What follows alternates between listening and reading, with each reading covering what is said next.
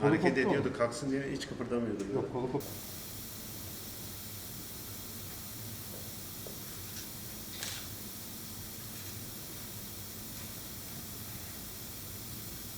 Bugün devlet ve millet hayatında gördükleri en alçak, en sinsi, en kalleş saldırılardan biri olan 15 Temmuz darbe girişiminin 5. yıl dönümü Türkiye'nin. Şehitlerimizi rahmetle, minnetle anıyoruz. Gazilerimize hepsine uzun ömür ve sağlık diliyoruz. 15 Temmuz Türk milletinin demokrasisine sahip çıktığı gündür. Ve bu yolda vatandaşlarımız, yurttaşlarımız kanını dökmüştür, can vermişlerdir. Hepsine önünde saygı ve minnetle eğiliyorum. 15 Temmuz sadece şehitlerimizi anma günü değil, ayrıca Türk milleti için bir demokrasi zaferidir.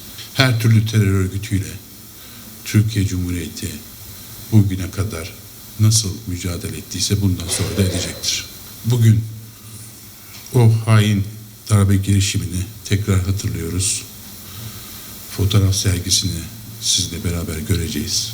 Bizim son sözümüz şudur: vatan bölünmez, millet bölünmez ve bu yolda biz Türk milleti her zaman kanını da ortaya koyar, canını da ortaya koyar.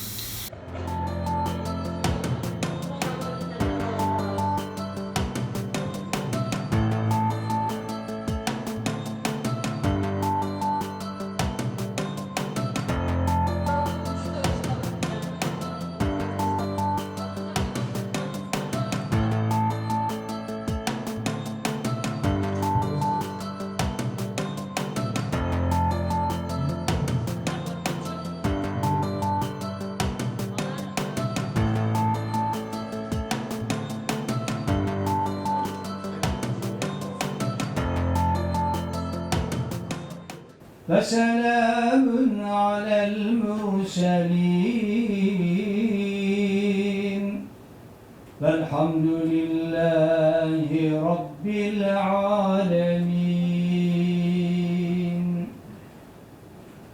Hususen 15 Temmuz günü canlarını feda eden şehitlerimizin ruhu için, vatan, millet, dini, devlet uğruna fedai can eden bütün şühedanın ervahı için, Allah rızası için El Fatiha.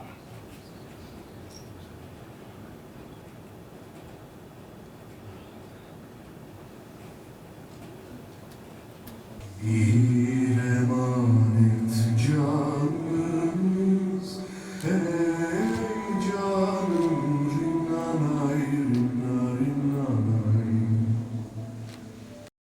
Ben babamın en hüzün yanıyım. Ben babamın aslan kahramanıyım. Öyle değil mi baba? Gözlerin kıpkırmızı. Çok mu ağladın? Baba, o geceyi bir de benden dinle. Ama her zamanki gibi dinle. Tebessümle. Eğitim öncelikle bir milletin temelidir. Bu millete sahip çıkacak gençlerin yetiştiği, yeşerdiği, öğrendiği bir alandır. 15 Temmuz hain darbe girişiminin nedenleri arasında da eğitimde bir süreç içinde ortaya çıkmış bir yapılanmanın unsurları yatmaktadır.